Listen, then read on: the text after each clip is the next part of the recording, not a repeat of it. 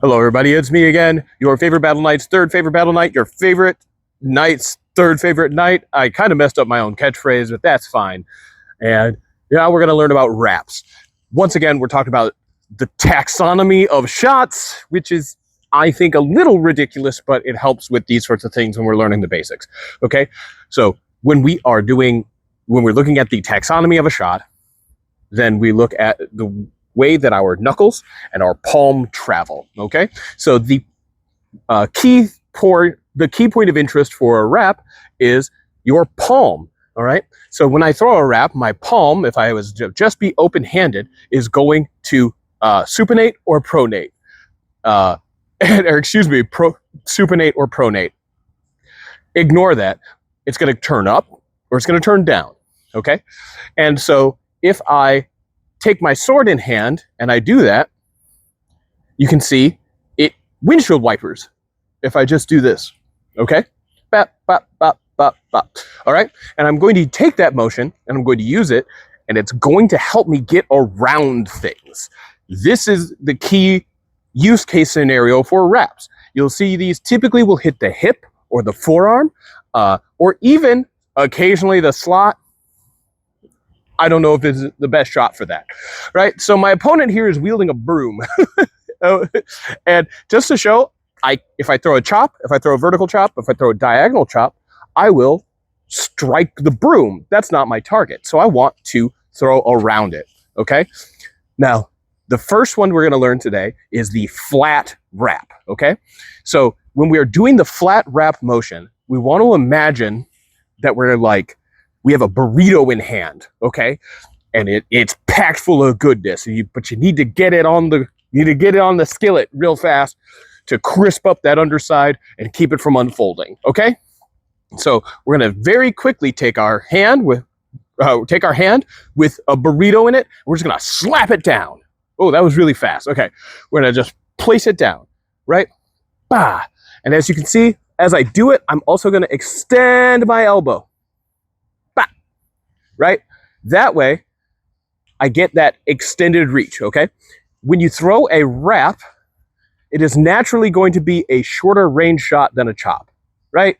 Just naturally. So we need a little bit extra, and that's why we let our elbow come out, all right? And so if I do that, as you can see, it will although I touch the broom, it can get around the broom, and I can still hit my target. Right? If I step a little further out, that can be exaggerated, okay? And it doesn't even take much, right? I go from here to here, and yeah. And I just realized I don't need to talk louder. I'm wearing a microphone, okay? So that's the flat slap, or not the flat slap, that's the flat wrap. We're going to talk about the flat slap as well in this video, all right? And then the next is going to be the reverse wrap. Okay, and now a reverse wrap is exactly like the flat wrap, but in the other direction, where we're going from here to here, okay? And once again, our application is to get around something. This typically hits the hip or the forearm, as I said before, okay? And just strikes with the tip. Real easy, real smooth, okay? Ba, ba, okay? It's a really good one after you've blocked. I should talk about blocks in another video, so we'll give you that too, okay? Now, the thing about all of these wraps, right, is the wrap shots are probably the shots that you're going to really see that people throw them in ways that look advanced, but in the end, it's basically the same motion of pronation, supination, right, of tilting that wrist, okay? So look, if I throw this flat wrap, okay? Bop. Lands flat, okay? High cross, as you can see, it's essentially the same motion, and my hand is traveling relatively the same way each time. Bah! If I can do it with the reverse side too. Is this a great shot? I don't know. That's up to you to decide. But the point is, as long as you understand these motions, you can throw a wrap anywhere.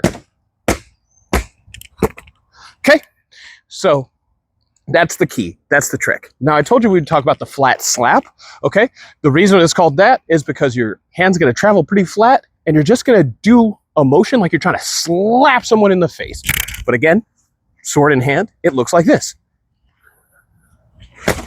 Now, your typical target for that is the forearm, right?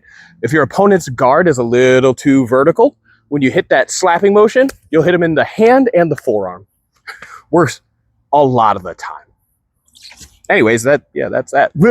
Reps, they're good. Don't fall into the all reps only offense. That is a very typical thing to happen to Amtgarders. And I need to note really quickly, this motion is a lot faster than this motion, right? It is faster and has longer reach. Yeah, there you have it.